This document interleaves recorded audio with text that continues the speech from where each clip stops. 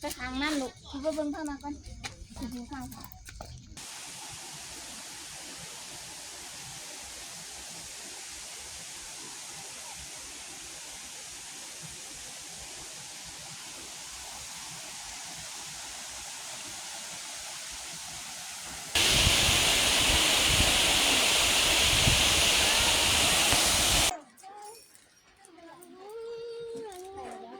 ขึ้นขึ้น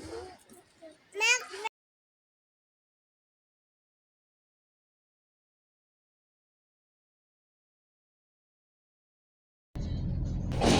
เอาสุขสบายดีทุกคนวันนี้ก็จะพาครอบครัวไปดิน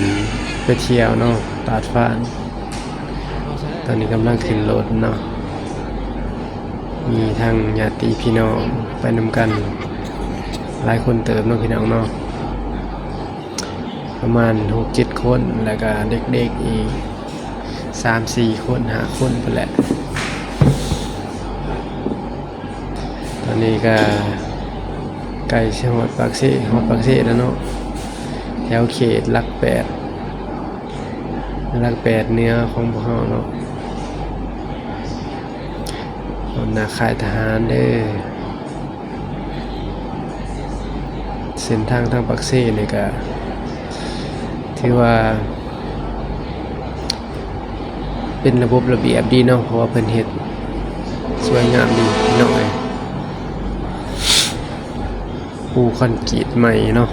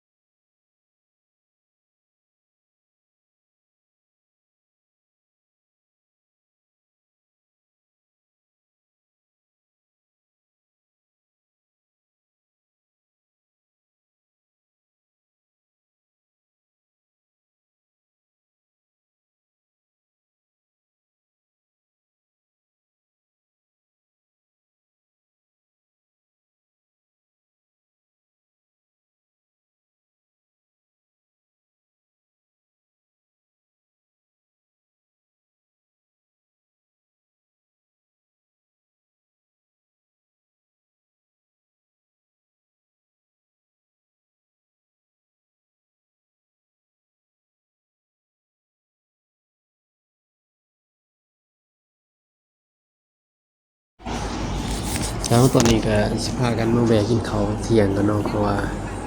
มาฮอดก็ประมาณ 11:30 นเนาะ12:00 นเนาะเพราะว่าอาหารนี่ก็หลากหลายเนาะสั่งมาหลายเติมมีข้าวผัดต้ ตุ่มแล้วก็มีขวดปลาเนาะอาหาร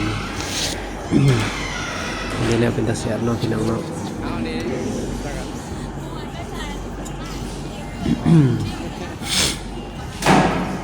บรรยากาศการถือว่าเป็นชีนหอนเลยเนาะอากาศหอนลายเหมือน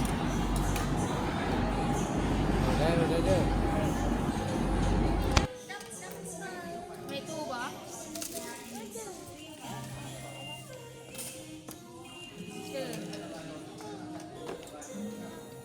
เอาของเจ้าจังเนาะ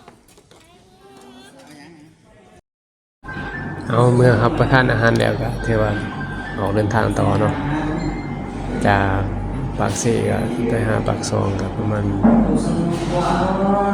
30 ปลายหลักนะเนาะบอลตาดฟ้านตาดเนี่ยขาดว่า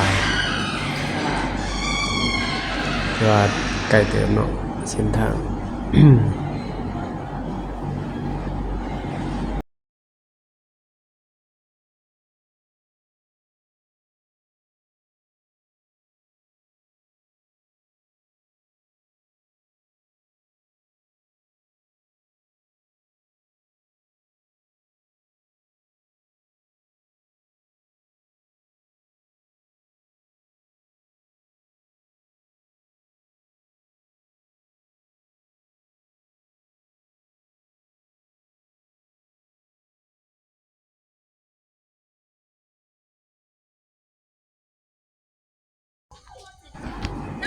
เอาเดี๋ยวเอามาหอดตัดเหยียงก่อนเนาะเอามาตัดเหยียงก่อนเดี๋ยวก็หลากหลายเนาะเครื่องของขายแถวหาดเนาะ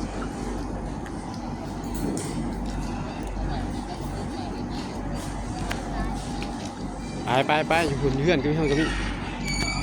เบาเด้อทางนั้นก็เบิ่งทางนั้นก่อนสิกินข้าวค่ะ เนี่ยแล้วเขาไปยังมีมาเกี่ยวป้าเสียลงก็เลื่อนมนต์ตัว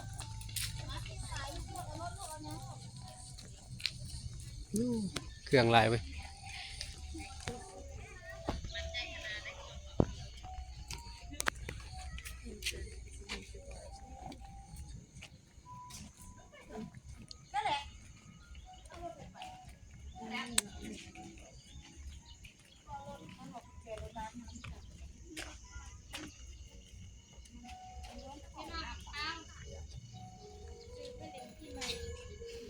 งามอยู่ได้เสือน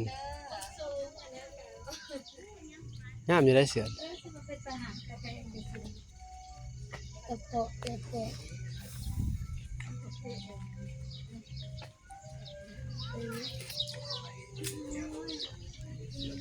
ใจเลยสุดเขา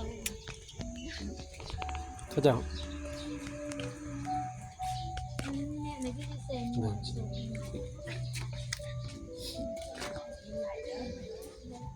นี่บนหัวเป็นไงเป็นเพื่อเป็นอะไร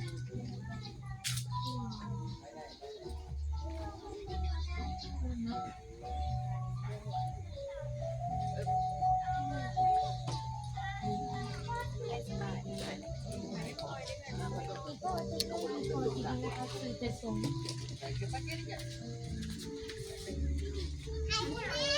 ใช่แม่ตาหน่อยนั่งหน่อยเป็นลูกเป็นปูใช่กระเบื้องเลยแม่ไปใส่ละด้วยแม่เขาอยากเปิดเดี่ยว พูดทางนั้นดูแป้วก่อนโอ้ยเห็นตอนนั้นแล้วแหละ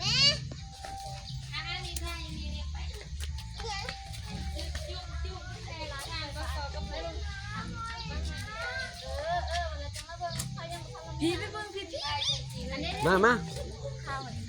หิวยังดัง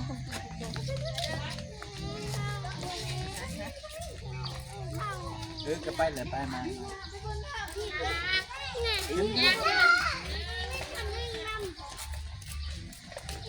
โอ้แต่พี่ได้สิลมปากแตกมันแทงเตื่อยพี่ได้น้ำชูบเลยปากมา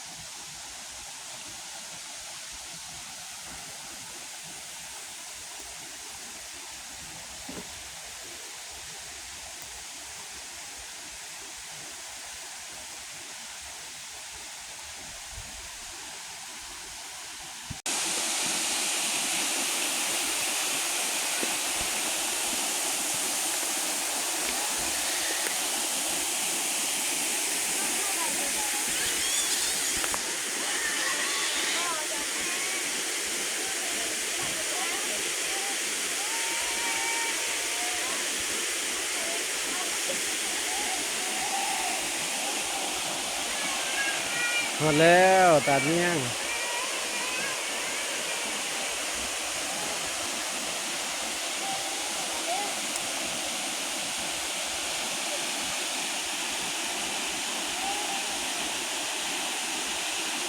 เป็นอยังไง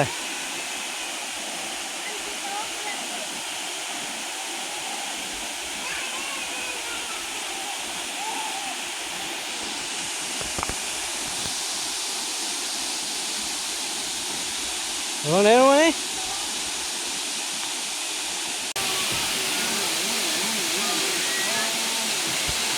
เกิดนี่เราเกิดตัวไหนนี่เกิดตัว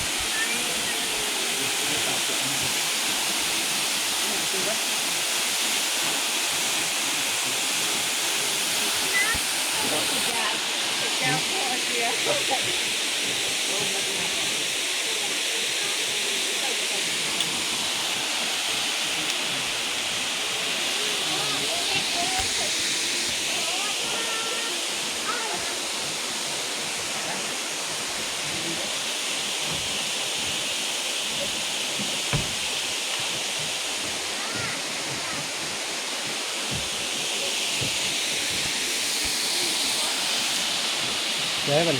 ขึ้นบ่ฮะไม่รุมบ่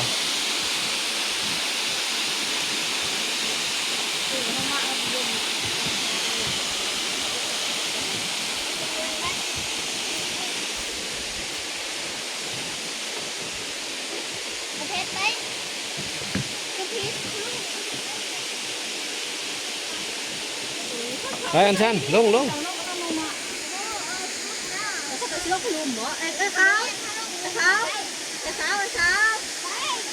ลงลง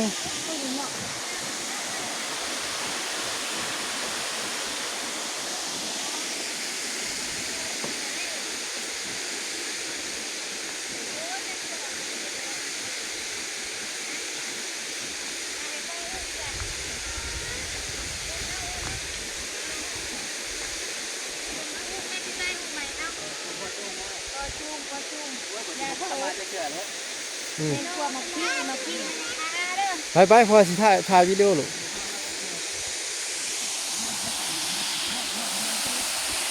ถ้าตัวเราที่เรียกนักมันจะได้โอ้ยนี่เลยตะกอบ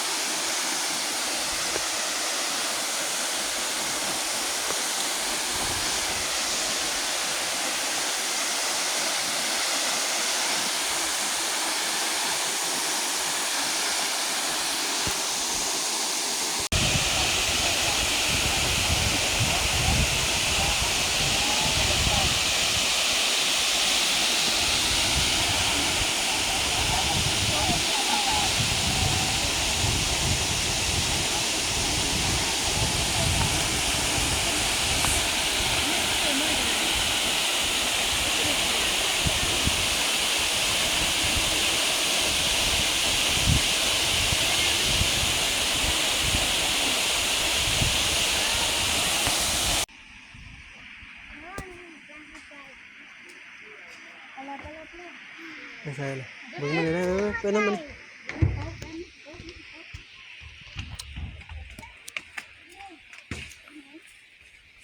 นั่งเบบี้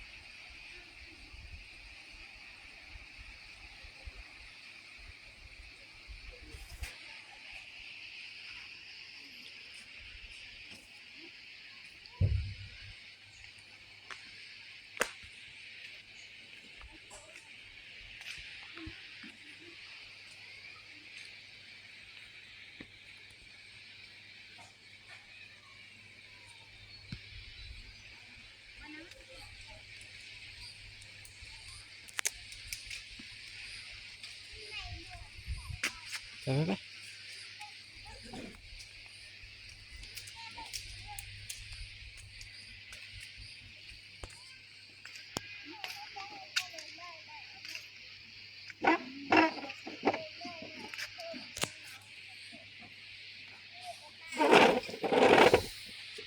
อะไรไปเลย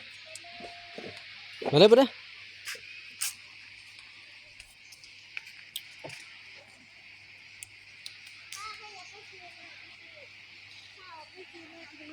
ให้แม่พาเสียไหม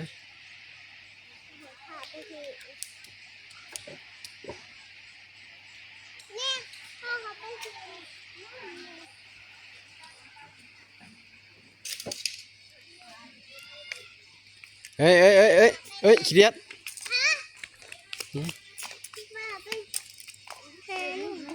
เดี๋ยวซื้อนมแล้วก็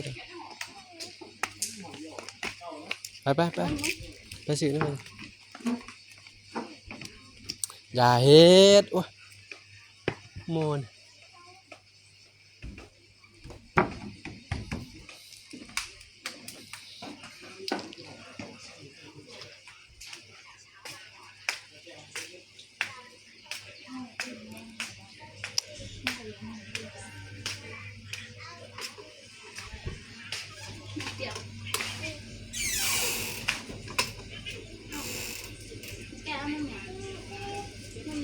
เบียร์กรู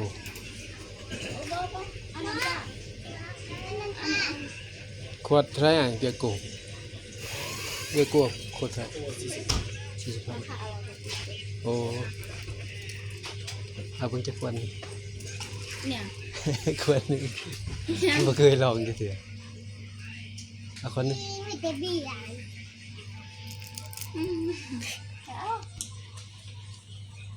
เอามาลองมา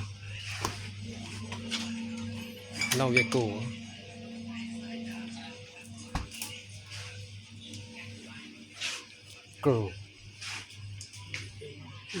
เบียร์กรูบ่เคยลอง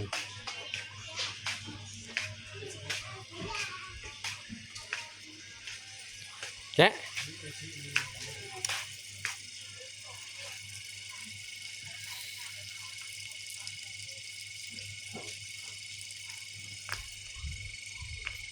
โอ้พี่มันส้นแก้วละไม่ใช่ล่ะ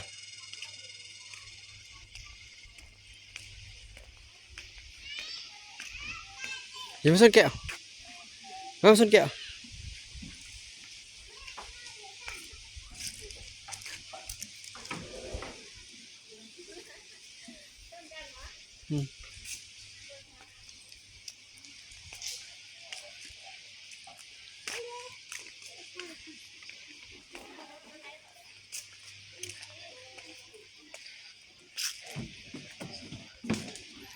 โอ้วิวงามไม่ทันเลยเนาะ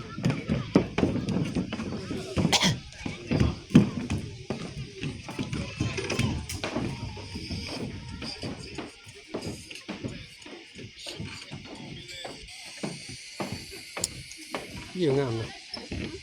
วิวงามไม่ทัน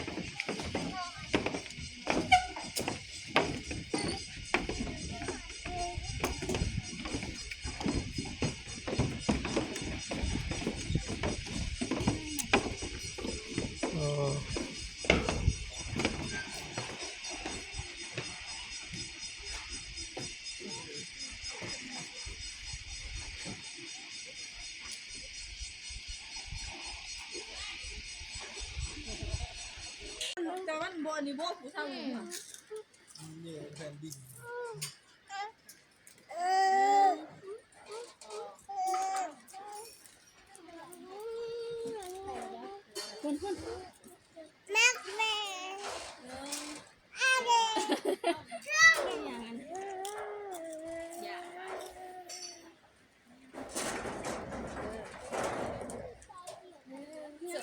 เอ็ดเนี่ยมันก็คือภาษาเทศนั่งในทางถ่ายนั่งเย็นนั่งไปนั่งมาเอ้ยลงก่อนนะ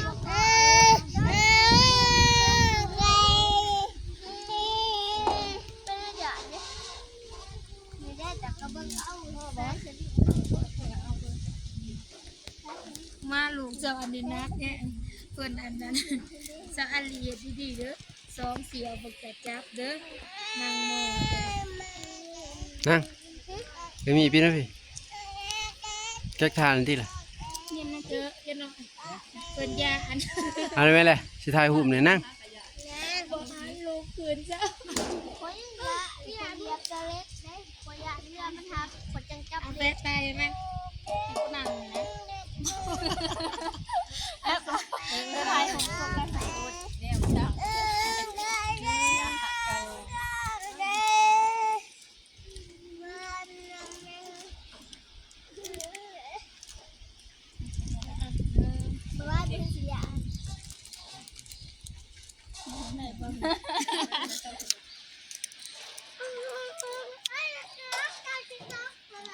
ไม่กินในอันนึงหลายกินในอันนึงกินในขนมหวานเอาหลังจากที่ว่าไปเที่ยวมาเนาะไปเดินตาดมาก่อนสิกลับบ้านก็มากินมาแวะแคนชิปเนาะกินบุฟเฟ่ต์ก่อนก่อนสิกลับบ้านเนาะอาหารทะเลหลากหลายเด้อพี่น้องเด้ออาหารบุฟเฟ่ต์อยู่ปากเซ่สมุปีเนาะ